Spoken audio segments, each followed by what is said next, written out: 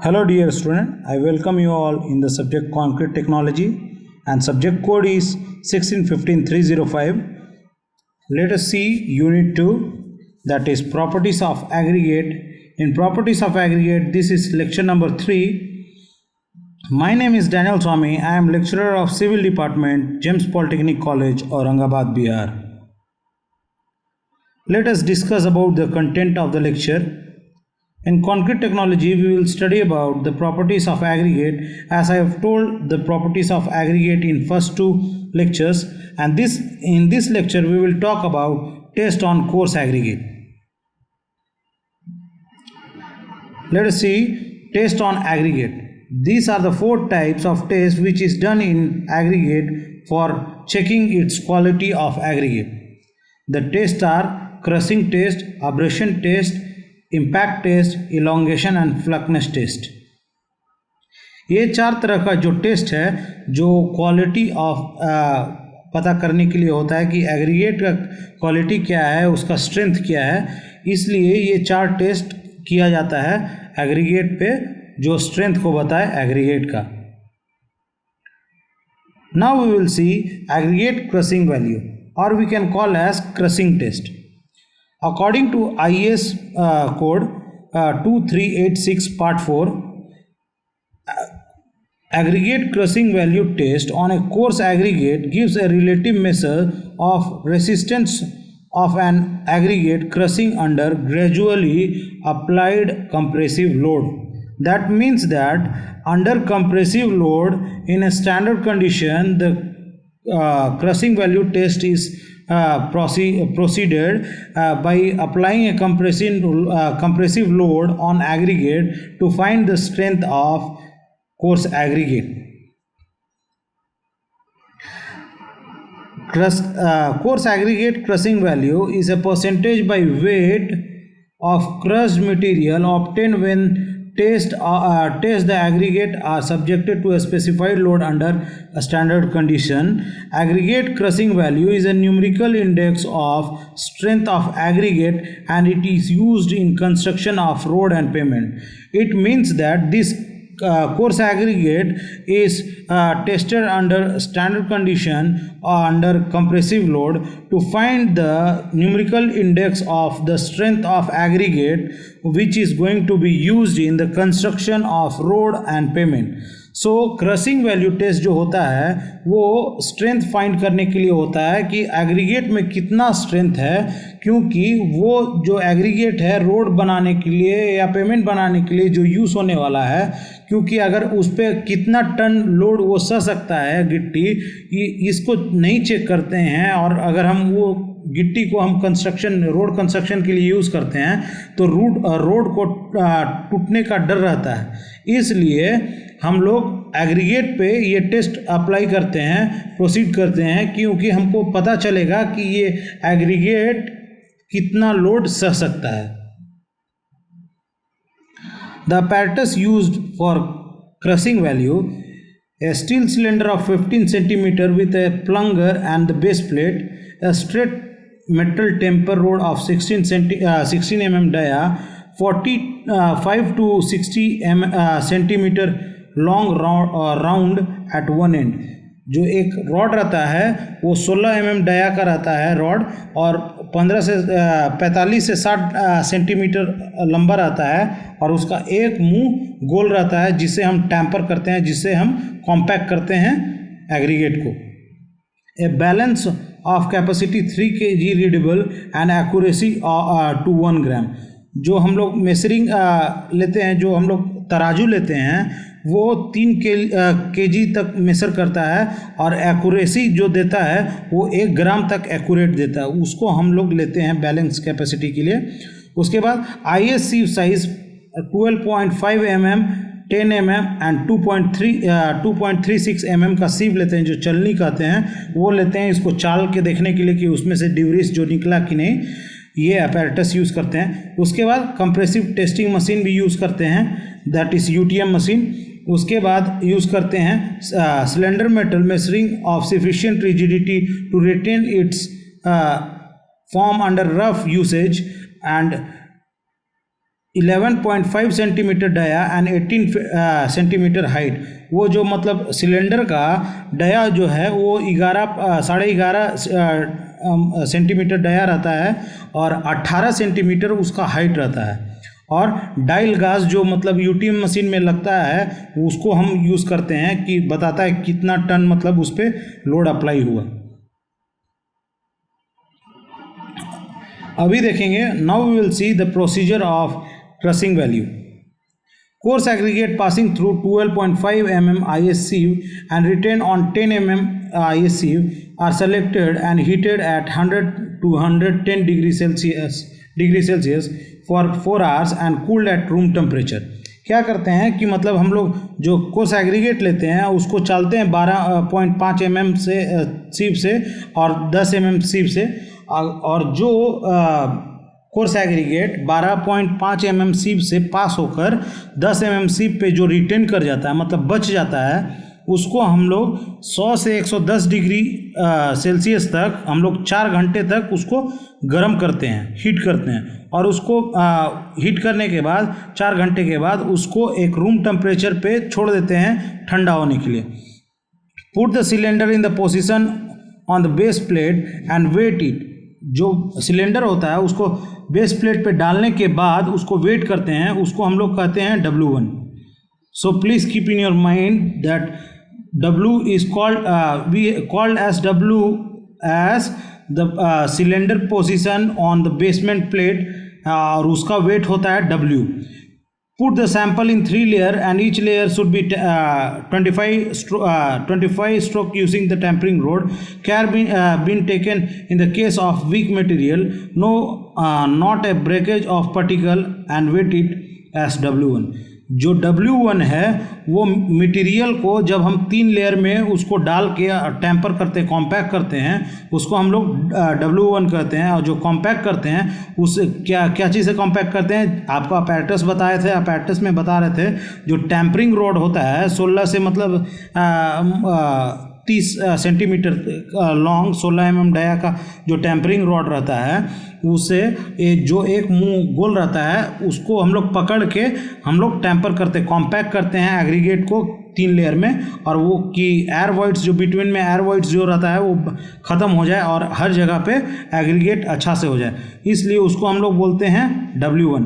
W किसको बोलते हैं, सिलेंडर का पोजीशन और बेसमेंट प्लेट को W बोलते हैं, और जो 3 लेयर में जो मटेरियल उसमें डाल देते हैं, कोर्स एग्रीगेट डाल देते हैं, उसको W1 कहते हैं। Label the surface of the aggregate carefully and insert the plunger so that it rests horizontally on the surface, and care been taken to ensure that plunger do not jump in the cylinder। जो प्लंगर होता है उसको carefully हम लोग label करके मतलब coarse aggregate को प्लंगर को फिक्स करते हैं, क्योंकि अगर जब लोड अप्लाई होगा तो वो जंप नहीं करना चाहिए और इसे मतलब हार्म हो सकता है, इसलिए care should be taken for placing the plunger. Place the cylinder with plunger on the load platform of compressive testing machine।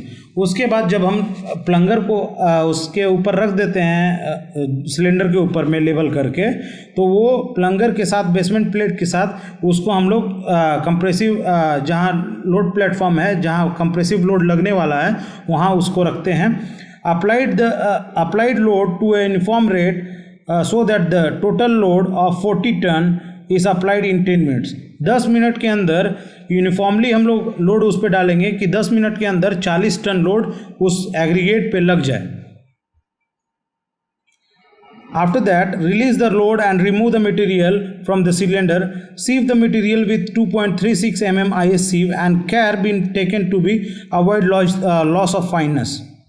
Weight the fraction passing through IS sieve, that is W2।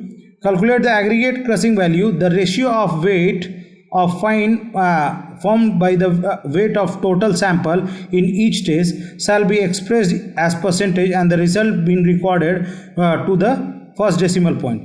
और जो aggregate होता है, जो जब हम लोग load डालने के बाद उसको रिलीज़ करते हैं और उसको चलनी से 2.36 चलनी से उसको जब हम लोग चाल देते हैं और जो उससे टूटा हुआ जो पार्टिकल निकलता है उसको ध्यान से चालेंगे कि वो मतलब कहीं मतलब बाहर ना गिरे, वो पैन में ही कलेक्ट हो जाए, क्योंकि जब हमको पैन में कलेक्ट होगा उसको जब वेट करेंगे वो W2 रहेगा। तो एग्रीगेट क्रशिंग वैल्यू हम लोग को फाइंड करने के लिए हम लोग को W2 जो हम लोग चाले हैं उसको मल्टीप्लाई करेंगे 100 से और डिवाइड करेंगे उसका मतलब सिलेंडर का वेट से W1 minus W1 is the 3 layers of the aggregate filled in cylinder, and W is the empty cylinder with basement plate minus W2. W2 is your passing जो सीप से निकलता है मटेरियल, वो है आपका W2। तो इसके अनुसार से, ये फॉर्मूला के अनुसार से आपका क्रशिंग वैल्यू निकल जाएगा। Next we will see abrasion test. As you can see in this image, this is the image of abrasion test machine. This is abrasion testing machine. The abrasion value of the coarse aggregate may be determined by either Devil machine or Los Angeles machine. This machine is known as Los Angeles machine, और Devil machine से हम लोग abrasion value निकाल सकते हैं coarse aggregate का। The aggregate abrasion value gives the relative measures of resistance of aggregate to wear when it is rotated in cylinder along with the abrasion values. ये क्या होता है कि सिलेंडर में जब कोर्स एग्रीगेट को डाला जाता है और घूमता है ये सिलेंडर, तो एक दूसरे से टकराता है, क्योंकि इसके अंदर 25 मेटल बॉल होता है, जो अभी हम प्रोसीजर में देखेंगे। वो जब टकराता है और उसमें होता है, जब उससे मेटल से वो जब एग्रीगेट से टकराता है तो उसका डिब्रिस जो निकलता है उससे हमको पता चलता है एब्रेशन वैल्यू, और इस मशीन का नाम है Los Angeles machine. The percentage of wear of aggregate due to rubbing with steel balls is determined is known as Los Angeles abrasion value. जो स्टील बॉल से रब होता है लुइस एंजलिस मशीन में, इसलिए उसको कहते हैं Los Angeles abrasion value. Abrasion charges a cast iron spray of steel ball approximately 48 mm dia and weight between 390 to 445 ग्राम। वो 390 से 445 ग्राम का वो एक लोहा का बॉल होता है, और उसका 48 mm डाया रहता है। आप समझ सकते हैं एक कॉस्को बॉल का जो है वो 50 से 52 रहेगा, और इसका डाया 48 रहेगा। मतलब कॉस्को बॉल से थोड़ा सा छोटा बॉल रहता है, लेकिन वो स्टील का बॉल रहता है, जिसका मतलब वेट है 390 ग्राम से 445 ग्राम तक। The testing sample consists of clean aggregate, dry in oven at 105 degree to 110 degree Celsius. Then the sample conformed to any of grading and shown in table. जो सैंपल रहता है, एग्रीगेट सैंपल रहता है, उसको गर्मा के सुखा दिया जाता है 105 डिग्री से लेके 110 डिग्री तक, और उसको मतलब जिस तरह से टेबल में दिया गया है कि मतलब कौन सा सीव से मतलब उसको सीव करेंगे, और जिस तरह से क्रशिंग वैल्यू में आपको बताया 2.36 सीव से सीव करते हैं और उसको मतलब देखते हैं, उसी तरह से इसमें भी करते हैं। And let's see the procedure how we will do the Los Angeles abrasion test. Select the grading to be used in the test such that the conforms to the grade to be used in the construction to the maximum extent possible. जो construction में हम grade use करने वाले हैं, अगर मतलब हम 20 mm का गिट्टी यूज़ करने वाले हैं, तो हम 20 mm का गिट्टी कोर्स एग्रीगेट को हम लेके टेस्ट प्रोसीड करेंगे। Take 5 kgs of sample of for a grading A B C D and 10 kgs for grading E F G। 5 kg लेंगे sample A B C D और 10 kg सैंपल लेंगे E F G। और ये दोनों ये मतलब जो सैंपल्स है, ये 5 kg वाला और 10 kg वाला दोनों को सुखा देंगे, गर्म करेंगे 105 डिग्री से 110 डिग्री सेल्सियस पे। Choose the abrasion charges as per the table 2 depending upon the grading of aggregate. Place the aggregate and abrasion charges on the cylinder and fix the cover. ये क्या होता है कि मतलब आपको टेबल के अनुसार से आपको सपोज आप टेबल 1 ले रहे हैं ABCD, तो आपको 5 किलो वाला एग्रीगेट जो कोर्स एग्रीगेट है जो जिसको हीट किए हैं उसको डाल देते हैं लुइस एंजलिस के अंदर और उसका कवर डाल देते हैं और उसके बाद घुमाएंगे। और नहीं तो अगर 10 kg वाला लेते हैं तो EFG मतलब जो हम लोग उसको डिवाइड किए हैं उसके अनुसार से उसको हम लोग लुइस एंजलिस के अंदर डाल के उसका जो प्लेट होता है कवर प्लेट उसको डाल देंगे। Rotate the machine eight A speed of 30 to 33 rotation revolution per minute. The number of revolution is 500 for grading ABCD and 1000 for grading EFG. The machine should be balanced and driven in such that it is uniform peripheral speed. जो machine है एक level पे उसको मतलब fix कर देंगे और machine को जब घुमाएंगे तो वो एक हॉरिजॉन्टल लेवल पे वो घूमेगा। और जो ABCD ग्रेड लिए हैं उसको हम लोग 500 रोटेशन डालेंगे और जो रोटेशन होना चाहिए पर मिनट 30 से 33 रोटेशन होना चाहिए।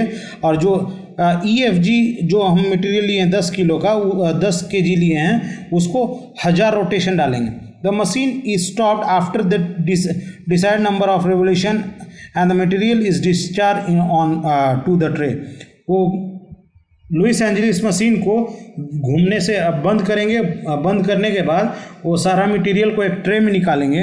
The entire stone dust is sieved on 1.70 mm sieve. उसके बाद वो एग्रीगेट को हम लोग सीव करेंगे 1.7 mm चलनी से और उसका जो डिब्रीस निकलेगा उसको एक पैन में कलेक्ट करेंगे।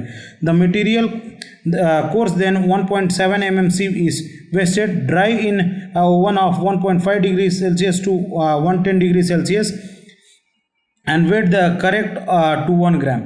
और उसको फिर से गर्म करके और उसको रूम टेम्परेचर में ठंडा करके उसको उसका वजन लेंगे। और उसके बाद कैसे कैलकुलेट करेंगे? The original weight of aggregate sample we can take as W1 in gram. Everything we should take in gram so the answer will come in gram. तो जो ओरिजिनल वेट एग्रीगेट का रहेगा वो सैंपल का aggregate का wait लेंगे।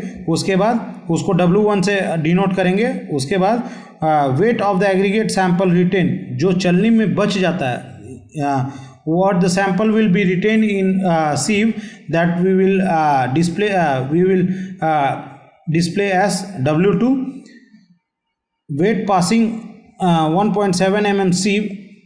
जो wait पास होगा W1 से और W1 माइनस W2 जो हम लोग को वेट जानना है कि सीव से कितना वेट पास हुआ तो उसको जानने के लिए क्या करेंगे? ओरिजिनल वेट से जितना रिटेन हुआ है जो चलनी में बच गया है उसका वेट को हम माइनस करेंगे W1 माइनस W2। तो हम लोग का क्या हो जाएगा कि हम लोग को पता चल जाएगा सीव से जो चाले हैं इसका इतना वेट है, जो चला हुआ जो डिब्रीस है उसका उतना वेट है। एब्रेशन वैल्यू हमको चेक करने के लिए हमको परसेंटेज में करने के लिए क्या करेंगे?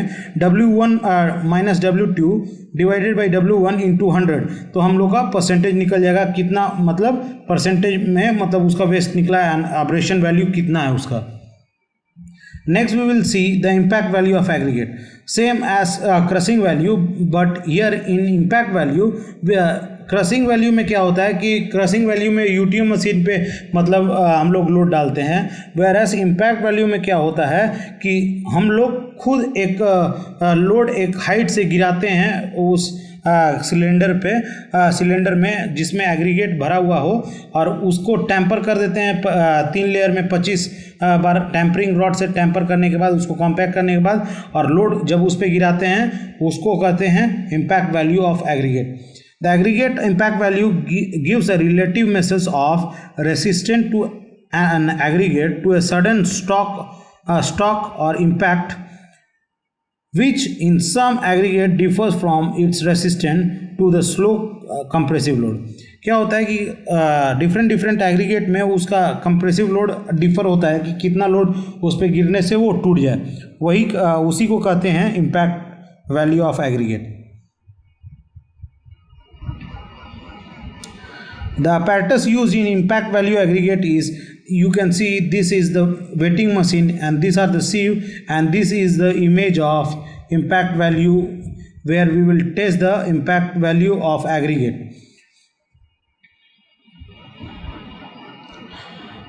The procedure is pour the aggregate to fill about just 1/3 of the depth of measuring cylinder. Compact the material by giving 25 gentle blows of round end of temper rod. Add 2 more layers in the similar manner so that cylinder is filled. Determine the net weight of the aggregate to the nearest gram W. Bring the impact machine to rest without bending or placing up on the level plate and block or a floor so that it is rigid and hammer guide column is vertical. Fix the cup firmly in a position on the base of the machine and place the whole of the test sample in it and compact by giving 25 gentle strokes with a tempering rod. Raise the hammer until its lower face is 380 mm above the surface of aggregate sample in the cup and allow to fall freely on the aggregate sample. Give 15 such blows at an interval not less than 1 second between the successive fall. इसका मतलब इस procedure में क्या होता है कि जब हम उस सिलेंडर में जब हम 3 लेयर में भर देते हैं एग्रीगेट को और टेम्पर रोड से उसको मतलब कॉम्पैक्ट कर देते हैं, हर लेयर को 25 बार टेम्पर करके उसको कॉम्पैक्ट करते हैं और जब उसको हम वो सिलेंडर को लेके आते हैं इम्पैक्ट वैल्यू मशीन के नीचे में, तो वो उसका बेसमेंट में चाहे हम हार्ड सरफेस को रखें या कोई ब्लॉक को रख दें, क्या है कि वहाँ से मूव ना हो पाए, और उसके बाद हम उसको हैमरिंग करते हैं। जो हैमरिंग रहता है वो कम से कम 380 mm हाइट से उसको गिराते हैं हैमर को उस एग्रीगेट के ऊपर में, और वो एग्रीगेट के ऊपर में जब गिराते हैं तो 15 बार गिराएंगे वो हैमर को एग्रीगेट के ऊपर, और बिटवीन 1 सेकेंड गैप होना चाहिए, उससे ज़्यादा नहीं होना चाहिए, तब हमको पता चलेगा कि इतना इम्पैक्ट वैल्यू है। Remove the crushed aggregate from the cup and sieve it thoroughly from 2.36 mm IS sieve until no further significant amount passes in 1 minute. Weight the fraction passes through the sieve to an accuracy of 1 gram and also weight the fraction written on in the sieve. Compute the aggregate impact value. The mean of 2 observation rounded to nearly the whole number its reported aggregate impact value. क्या होता है उसके बाद when you will remove the cylinder, जब remove करने के बाद cylinder के बाद जब हम रिमूव कर लेते हैं और जब हम टेम्परिंग करने के बाद रिमूव करते हैं, उसको जो एग्रीगेट उसमें रहता है कोर्स एग्रीगेट, उसको 2.36 mm सीव से उसको चाल देते हैं और उसको एक प्लेट में चालते हैं, क्योंकि उसका मतलब जो पार्टिकल है इधर उधर गिर ना जाए, तो ही हमको एक्यूरेट पता चलेगा कितना इसका इम्पैक्ट वैल्यू है। उस पर इतना इम्पैक्ट अगर लगेगा तो भी वो टूटेगा नहीं, तो उसके अनुसार से हम चेक करेंगे। और अगर हमको इम्पैक्ट वैल्यू निकालना है तो हम लोग क्या करेंगे, W2/W1 × 100, तो हम लोग का मतलब एग्रीगेट इम्पैक्ट वैल्यू निकल जाएगा। वेरएस W1 रहेगा उसका total weight of dry sample रहेगा, और W2 रहेगा जो मतलब हम लोग सिर्फ से पास हुआ है वो W2 रहेगा, तो इससे हमको इम्पैक्ट वैल्यू पता चल जाएगा। Next we will see flatness and elongation test. Flatness and elongation test is nothing but we will check the length and width of the coarse aggregate. Larger number of flatness particle, more voids, more mortar to fill the voids, uneconomical effect in the durability. क्या होता है, जो flaky particle रहता है वो wides को properly fill नहीं करता है, इसलिए वो अनइकोनॉमिकल रहता है और उसका ड्यूरेबिलिटी अच्छा नहीं रहता है। एग्रीगेट में be broken down easily under a heavy load, और जो एग्रीगेट रहता है वो हेवी लोड में आराम से टूट जाता है। And also called shape test. ये जो इलोंगेशन और फ्लकनेस टेस्ट है इसको सेप टेस्ट भी बोलते हैं। According to IS 2836 Part 1 it describe about flatness and elongation test of coarse aggregate. Test apparatus, digital balancing, elongation gauge and thickness gauge we will take.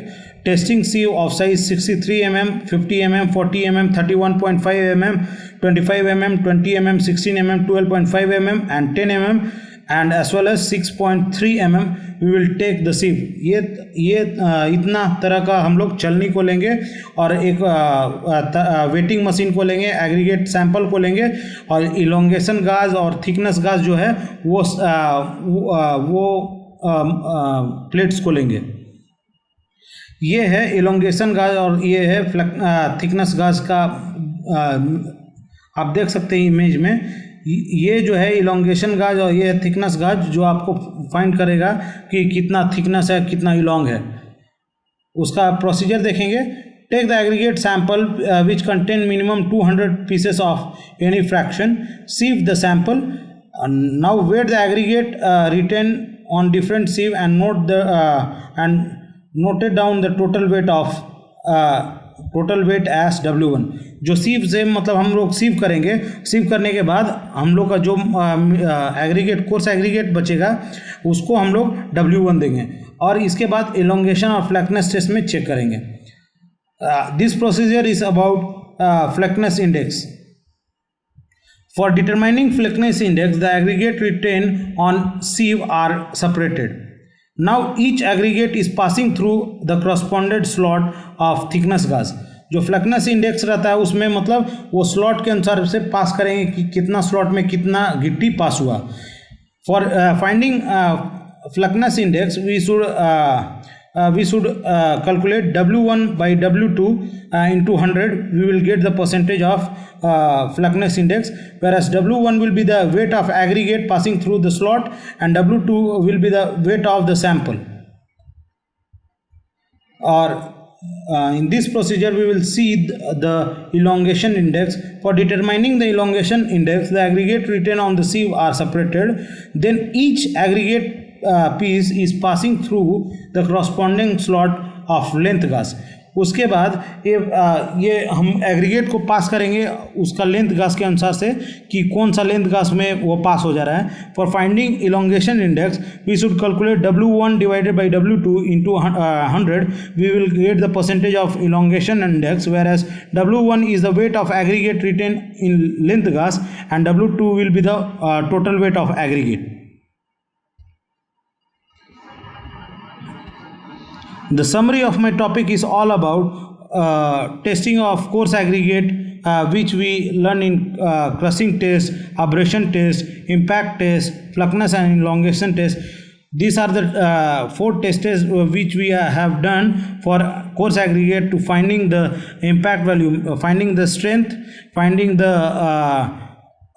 crushing value, finding the compressive values and the quality of coarse aggregate.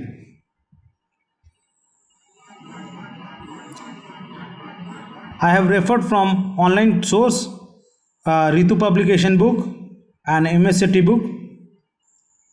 Thank you for listening my lecture. If you have any doubt, you are free to text me in WhatsApp or you can message me in email.